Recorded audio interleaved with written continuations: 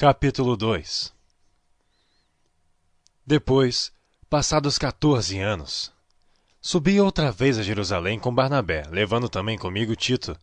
E subi por uma revelação. Lhes expus o Evangelho, que prego entre gentios, e particularmente aos que estavam em estima, para que de maneira alguma não corresse ou não tivesse corrido em vão. Mas nem ainda Tito, que estava comigo, sendo grego, fosse constrangido a circuncidar-se. E isto por causa dos falsos irmãos que se intrometeram. E secretamente entraram a espiar a nossa liberdade, que temos em Cristo Jesus, para nos porem em servidão, aos quais nem ainda por uma hora cedemos com sujeição, para que a verdade do Evangelho permanecesse entre vós. E quanto àqueles que pareciam ser alguma coisa, quais tenham sido noutro tempo, não se me dá. Deus não aceita a aparência do homem. Esses, digo, que pareciam ser alguma coisa, nada me comunicaram. Antes, pelo contrário, quando viram que o evangelho da incircuncisão me estava confiado, como a Pedro da circuncisão, porque aquele que operou eficazmente em Pedro para o apostolado da circuncisão, esse operou também em mim com eficácia para com gentios.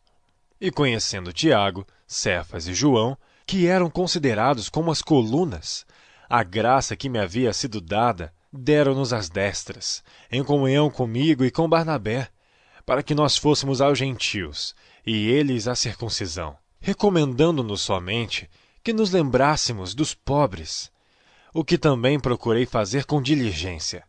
E chegando Pedro a Antioquia, lhe resisti na cara, porque era repreensível. Porque antes que alguns tivessem chegado da parte de Tiago, comia com gentios, mas depois que chegaram, se foi retirando e se apartou deles, temendo os que eram da circuncisão.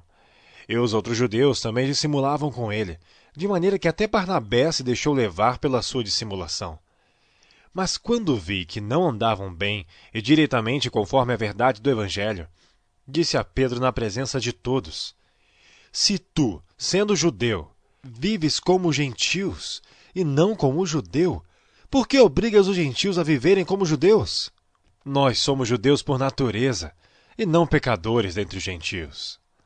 Sabendo que o homem não é justificado pelas obras da lei, mas pela fé em Jesus Cristo, temos também crido em Jesus Cristo para sermos justificados pela fé em Cristo, e não pelas obras da lei.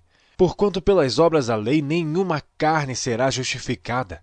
Pois se nós, que procuramos ser justificados em Cristo, nós mesmos também somos achados pecadores, é porventura Cristo ministro do pecado?